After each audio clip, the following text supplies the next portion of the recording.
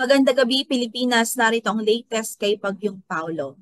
Patuloy ang kanyang west-northwestward movement sa bilis na 20 kilometers per hour at taglay pa rin ito ang lakas ng hangin umaabot po sa 85 kilometers per hour near the center at pagbugso na 105 kilometers per hour. At based po sa latest na analysis natin, ang kanyang sentro ay huling nakita sa layong 370 kilometers silangan ng Baler, Aurora. So sa ngayon, ang kanyang sentro ay nasa dagat pa ho. Pero as early as now ay naaapektuhan na ang ilang bahagi ng Luzon. So nararamdaman na yung outer rain bands dito po sa Cagayan Valley, Aurora, Quezon Province at ilang bahagi ng Bicol Region. Yung gusty winds o yung mga paminsan-minsang pagbuso ng hangin ay inaasahan na rin po natin maramdaman dito sa silangang bahagi ng Luzon dahil sa approaching na po itong si Bagyong Paulo. Sa latest track na ipinalabas po natin ngayong 8 p.m., makikita po natin that within the next 12 hours, mataas po yung tsansa na lumakas pa po itong bagyo. Posibleng bukas ay severe tropical storm na po ito at habang papalapit po siya sa landmass. So ang nakikita po nating landfall point ay between o either Isabela Province o kaya naman ay sa Northern Aurora or northern portion ng Aurora. Kaya patuloy po maghanda, pinaghahanda natin ang ating mga kababayan doon at as long as nakapaloob po tayo sa tinatawag nating confidence zone ay ibig sabihin po niyan, posible po sa lugar ninyo ang direct hit ng bagyo.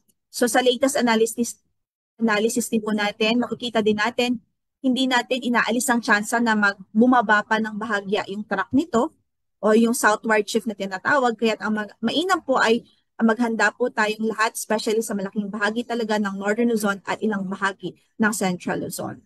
At kailangan din po nating tandaan na hindi lamang po tayo pwede mag-focus sa landfall point area dahil hindi lamang po dito concentrated yung hazard ng bagyo, malawak at may diameter po yung bagyo at yan po ay makakaapekto sa halos buong Northern Luzon at malaking bahagi ng Central Luzon. So, kailangan po talagang maghanda sa paparating na si Bagyong Paulo. Makikita rin po natin na after the landfall ay magtatraverse o tatawid po ito dito sa Northern Luzon landmass, yung kanyang sentro, at mag-exit ng ating landmass most likely po bukas din ng hapon o gabi. And then lalakas pa po itong bagyo, inaasahan na lalakas pa po itong bagyo habang papalayo ng ating area of responsibility at habang nasa karagatan siya. Based din po sa track na ito, nakikita po natin posible ang landfall bukas din po ng umaga.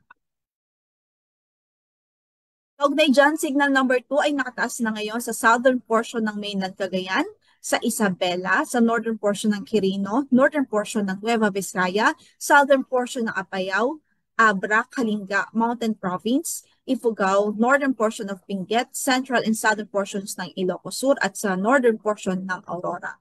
So ito po yung mga lugar kung saan ay pwede makaranas ng 62 to 88 kilometers per hour na lakas ng hangin. At meron po tayong minor to moderate threat to life and property. At again, pwede pa pong tumaas yung signal na yan kapag lumakas po itong bagyo habang nasa karagatan pa. So mag-update po tayo. Ang next update natin will be at 11 p.m. So possible po ang raising of wind signal hanggang sa number 3. So mag-antabay po tayo sa magiging updates ng Pag-asa. Signal number 1 naman sa natitirang bahagi pa ng mainland Cagayan, sa kasama na dyan ang Babuyan Islands, rest of Quirino, rest of Nueva Vizcaya, rest of Apayao, rest of Benguet, Ilocos Norte, Ilocos Sur, La Union, Pangasinan at northern portion ng Zambales. Signal number 1 din sa Tarlac, Nueva Ecija, rest of Aurora, northern portion ng Bulacan, northern portion ng Pampanga, northern portion ng Quezon kasama ng Polillo Islands, Camarines Norte, northern portion ng Camarines Sur at maging sa Catanduanes. Pagdating naman po sa pag-ulan o rainfall, posible yung more than 200 millimeters of rainfall dito sa Isabela, Quirino at Aurora. So ito yung mga lugar kung saan sila po yung unang makakaranas ng impact ng bagyong si Paulo.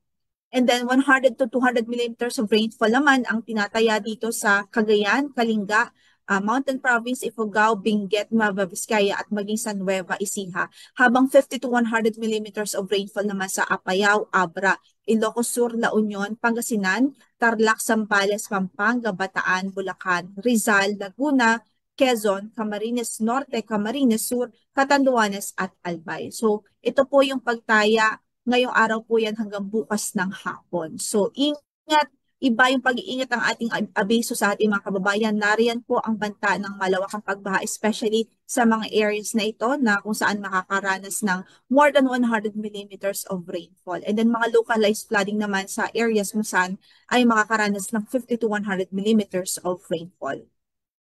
By tomorrow afternoon to Saturday afternoon, hindi pa rin natin inaalis ang tsansa na magkaroon pa rin ng 100 to 200 millimeters of rainfall sa Ilocos Sur, La Union, Benguet at Pangasinan. Habang 50 to 100 millimeters of rainfall naman sa Ilocos Norte, Abra, Kalinga, Mountain Province, Ifugao, Tarlac at maging sa Zambales.